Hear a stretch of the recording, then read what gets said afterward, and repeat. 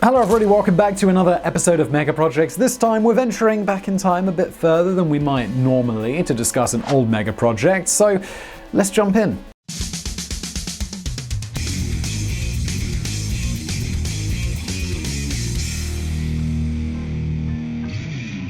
90 miles southwest of London sits the small town of Salisbury, England. The town has just 30,000 inhabitants, but its most famous resident is, without a doubt, the Cathedral Church of the Blessed Virgin Mary, commonly known as Salisbury Cathedral. Despite having its home in such a small town, the Salisbury Cathedral has a laundry list of impressive superlatives to its name, not to mention a unique style and significant piece of history. It's a symbol of early English Gothic styling, and it was built in just 38 years.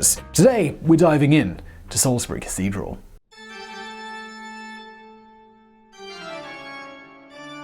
In the early 13th century, the future town of Salisbury was a hilltop fort known as Old Sarum. The local Anglican church sat within the city walls. However, the town's clergy regularly quarreled with the fort's military, and tensions rose so high that the church decided the only way to avoid direct conflict was to relocate. At the time, the local bishop was a wealthy man, ironically named Richard Poor, who committed to purchasing the necessary land to build a new cathedral a safe distance away. Myths and stories abound about the eventual location of the church, some more plausible than others. One common tale tells of the bishop, Richard Poor, stepping out into a field with a bow and an arrow. He fired off a projectile determined to build wherever it landed. But it didn't land. It struck a deer who carried the arrow a short distance before dying in a flat, unobstructed grassland. Bishop Poor saw this as a sign from God of the perfect place to build, because naturally killing one of his beautiful creatures. Another slightly unbelievable story stems from the cathedral's location about 16 kilometers away from Stonehenge.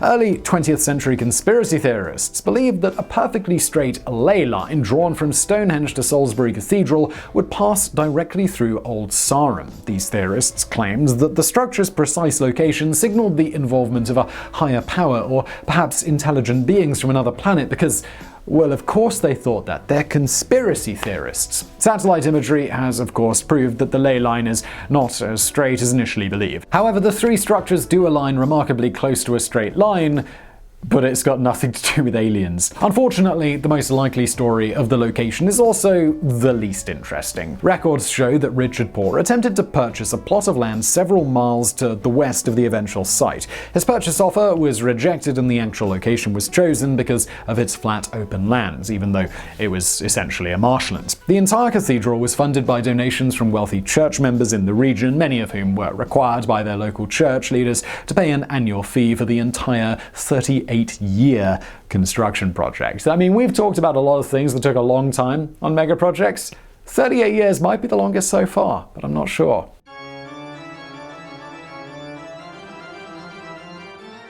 Construction began in 1220 with the placing of the foundation stones. The marshy lands meant that the water table was unusually high, so the construction team could only place the stones 1.3 meters deep. The designs were heavily based on the Wells Cathedral, which had been under construction for almost 50 years when ground broke at Salisbury. Wells was the first example of pure Gothic architecture in England, as architects moved away from the more traditional Romanesque designs. Wells and Salisbury are both examples of the early English Gothic style that swept across the country in the late Middle Ages and early modern period. However, while most English Gothic churches, including Wells, were built over several centuries and incorporated different Gothic styles, Salisbury's is unique in its adherence to a single form. This is because the cathedral's main body was built in less than 40 years, and builders stuck to the original plan throughout the entire process. The church was opened in 1258 after the completion of the nave, transepts, and choir, though other pieces were added in the following decades. The cloisters, chapter house, tower, and spire were all completed in 1320 and maintained the same style. Altogether, the construction required 70,000 tons of stone, 3,000 tons of timber, and 450 tons of lead. The tower and spire were the most impressive engineering achievements, standing at 123 meters. Not only did the structure dominate the local skyline, but it made the cathedral England's third tallest building and the world's sixth tallest. Still, many of England's highest spires and towers from this this era didn't stand the test of time. The Lincoln Cathedral and Old St Paul's, London, were the only buildings taller than Salisbury, and both churches would see their spires destroyed in the middle of the 16th century. Salisbury's stood, making it the tallest building in the entire British Empire until Blackpool Tower's completion in 1894.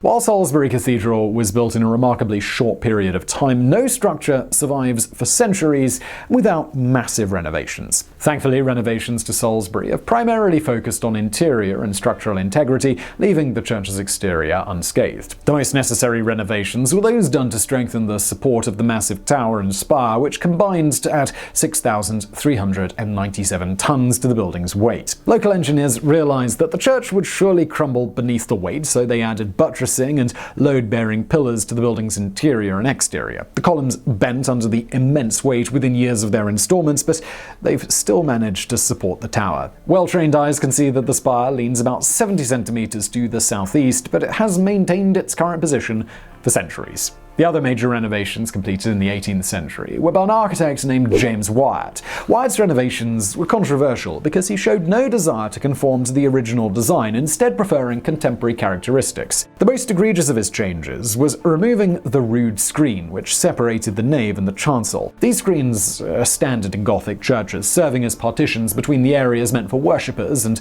those only accessible to clergy and choir members. He also demolished a bell tower that stood about 98 meters northwest of the chapel, though he did preserve the clock. In modern times, renovations have been limited to art installations or updates in and around the cathedral. The church's works department repairs old, deteriorated sculptures and adds new ones where needed. Frescoes and paintings are regularly updated wherever the vibrant colors have faded. In 2008, the cathedral replaced a centuries-old font with a new one designed by an artist named William Pye. The new cruciform font is the largest in England at 3 meters wide. It's always filled to the brim with water because it's used for baptisms, but it also creates a beautiful reflection of the cathedral ceiling.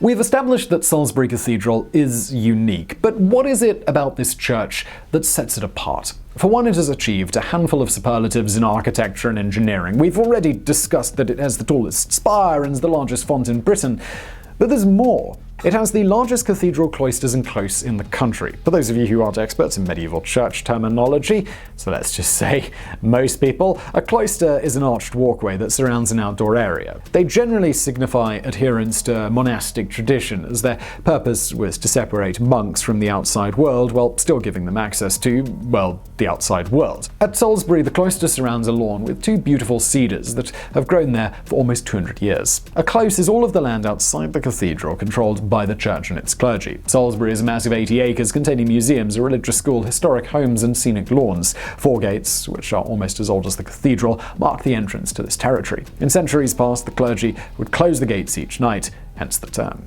The vast property gives visitors the option to view the church from any angle they like. Postcards and painters like to capture the cathedral from a diagonal angle, showcasing the contrast of the light, earth-colored walls with the grey-blue of the roof. However, the west-facing front boasts the most intricately detailed portion of the exterior. The facade, which includes the cathedral's entrance, is almost a perfect square at about 33 meters high and wide. It contains 130 shallow niches or recessed areas that house statues, though only 79 are currently occupied. The niches are separated into 5 distinct levels, each designated for a particular class of religious figures. The top 3 tiers are devoted to angels, archangels, Old Testament patriarchs, apostles, evangelists, martyrs, philosophers, and even doctors. The lower levels include royalty, priests, and other people with connections to the cathedral. Sitting above all of them is a niched mandorla, or small almond-shaped frame, which houses a statue of Christ in majesty. The west front is perhaps the most straightforward design of any of the English Gothic churches. While spires, spirelets, and towers dominate many cathedrals from the era, Salisbury maintains a much simpler design than its counterparts. Perhaps the most era-appropriate feature of the facade is the inclusion of 19 lancet windows. These windows, tall and narrow with a pointed top, can be found on so many English cathedrals from the era that it's sometimes referred to as the Lancet period. Inside, the church showcases the benefit of all those windows and the most striking innovation of Gothic cathedrals: light. While Romanesque churches were often dark, Gothic churches let in enough sunlight to display the church in all its beauty. Salisbury makes the most of the light, with walls made of a light grey chalmark stone just bright enough to reflect some of the light through the cathedral. Meanwhile, much of the piping and columns are in a dark Purbeck marble, creating a contrast of dark and light uncommon for an English church. Of course, it wouldn't be Salisbury Cathedral if there weren't a couple of superlatives inside. First, the choir stalls are the largest and earliest complete set in Britain. That may not seem too impressive considering choir stalls are literally just seats for the members of the choir, but like everything else, they are over the top in how ornate and huge they are. Second, the choir's vaulted ceiling is the second highest in Britain, reaching 25.5 meters tall.